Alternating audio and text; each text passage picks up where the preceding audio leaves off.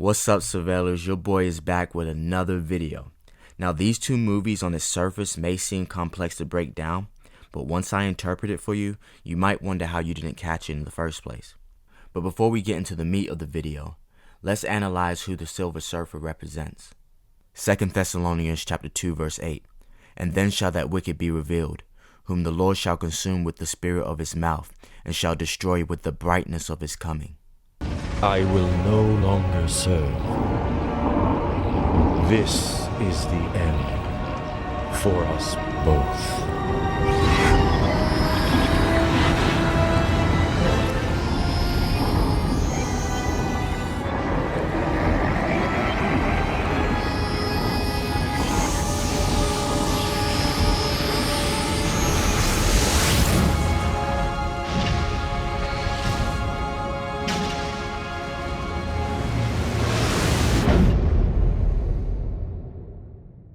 So based on the similarities between the Silver Surfers and the Messiah's actions in 2 Thessalonians 2 and 8, we can tell that the Silver Surfer is representing Christ. We don't even have to discuss the fact that the Silver Surfer brought Jessica Alba back from the dead. But what we do have to discuss is that they represented these thick dark clouds as the antagonist or the adversary in this movie, but in the Bible it's quite the opposite. And the Lord said unto Moses, Go unto the people and sanctify them today and tomorrow, and let them wash their clothes, and be ready against the third day. For the third day the Lord will come down in the sight of all the people upon Mount Sinai.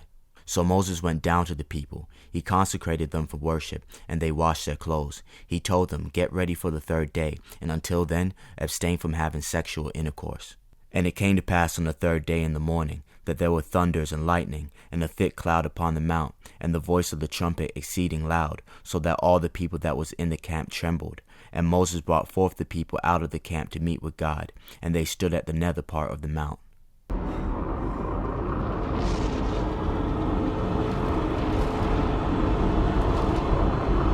He is here.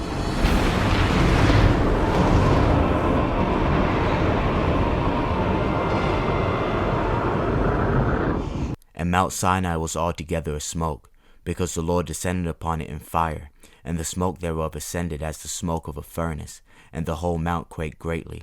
And when the voice of the trumpet sounded long, and waxed louder and louder, Moses spake, and God answered him by a voice.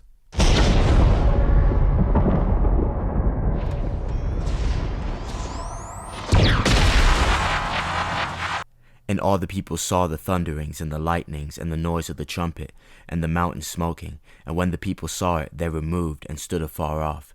And they said unto Moses, Speak thou with us, and we'll hear. But let not God speak with us, lest we die. And Moses said unto the people, Fear not, for God is come to prove you, and that his fear may be before your faces, that ye sin not. And the people stood afar off, and Moses drew near unto the thick darkness where God was. Behold, there was a great earthquake. The sun became as black as cloth, the seas boiled, the moon became as blood, the skies fell. Revelation 6:12. That was normal. So why did they just show us Revelation 6 and 12 in their front yard? Because this is what this entire movie is about, the day of the Lord.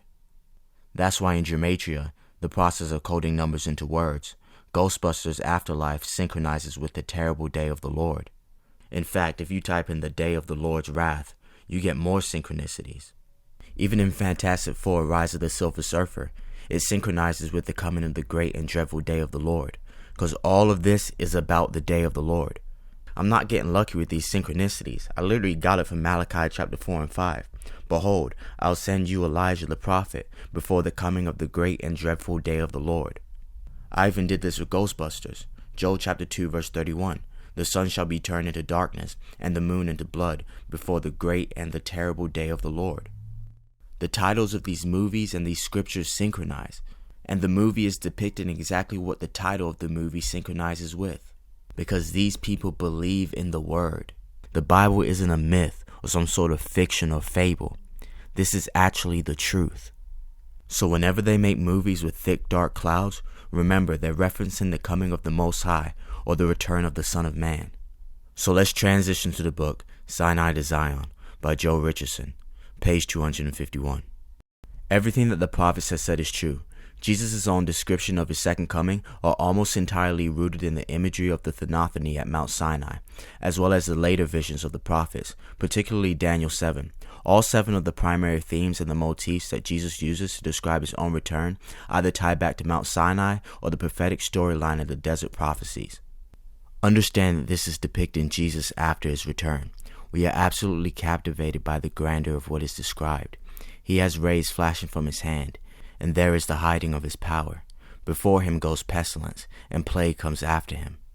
Whereas Moses described the Lord as having lightning or fire flashing from his hands, here they are described as flashing rays. While Jesus is not Iron Man or some other comic book superhero shooting lasers or gamma rays out of his hands, such a comparison is actually not tremendously far off. Something like rays of light are in fact emanating from his hands. Despite such fearful imagery, the prophet notes that the Lord's power is actually hidden or veiled. There is a profound point being made here. Jesus of Nazareth is nothing less than the glory of God in veiled form. In fact, the scriptures are clear that if the Lord didn't veil his glory, the fiery radiance of his mere presence would consume everything before it. God is light, who dwells in unapproachable light, and also is consuming fire. In this vision of Habakkuk, it is as if the fiery glory of God is breaking forth from behind the veil of the Messiah's flesh. With the theophany at Sinai serving as a powerful foreshadowing, Moses and the prophets then began to envision God coming on the clouds in the future to save his people. There is no one like the God of Jeshurun, who rides across the heavens to help you, and on the clouds in his majesty. Deuteronomy 33:26. The prophecy continues with a graphic and glorious description of the return of Jesus. The Lord will go forth like a warrior. He will arouse his zeal like a man of war. He will utter a shout. Yes, he will raise a war cry. He will prevail against his enemies. Isaiah 42:13. Jesus' Olivet discourse is worded in slightly different ways in all 3 synoptic gospels. In Matthew's account, Jesus says that he will return on the clouds of heaven. In Mark's account, he is said to come back in clouds, whereas Luke's account says he will come in a cloud. On the clouds, in clouds, and in a cloud, even as the angel of God was present in the pillar of the cloud during the Exodus, so does Jesus describe his own return from heaven in the cloud. The definitive sign that will cause Jesus to be recognized by his own people can be none other than the specific manifestation of the pillar of cloud, fire, and glory. This alone is the sign that will be recognized by his people, whose fathers he led out of Egypt. The importance of the cloud within the biblical narrative cannot be overstated. Apart from the incarnation, when God himself actually took on flesh, the manifestation of Yah's presence in the pillar of the cloud and fire is the single greatest way in which Yah has ever revealed himself. Ask any biblically literate Jew, either in modern times or in the 1st century, what is the surest sign of God's presence? The answer, no doubt, would be the visible sign of the pillar of the cloud and fire. Throughout the Old Testament period, the pillar was not simply one of the many other equal signs. Rather, it was the single greatest and definitive sign of Yah's presence.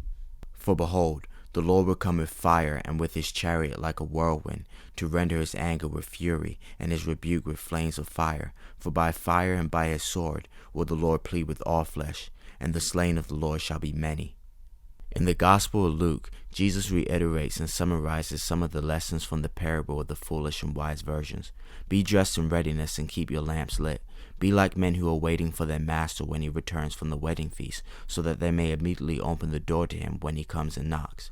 Blessed are those slaves whom the master will find on alert when he comes. Truly I say to you, that he will gird himself to serve, and have them recline at the table, and will come up and wait for them. Luke chapter 12, verse 35 through 37.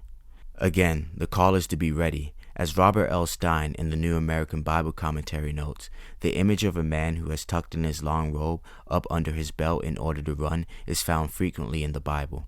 The KJV translates this verse much more closely to the Greek. Let your loins be girded about. This is a clear allusion back to the Passover, during which it was said, Now you shall eat it in this manner, with your loins girded, your sandals on your feet, and your staff in your hand, and you shall eat it in haste. It is the Lord's Passover. In other words, the ready at any moment mentality that the Israelites were commanded to maintain during the Passover meal is how followers of Jesus are to live as they await his return. Thus, only 3 verses later, Jesus says, Be ready, for the Son of Man is coming at an hour that you do not expect. Take joy in the last few hours you have left, for he is nearly here.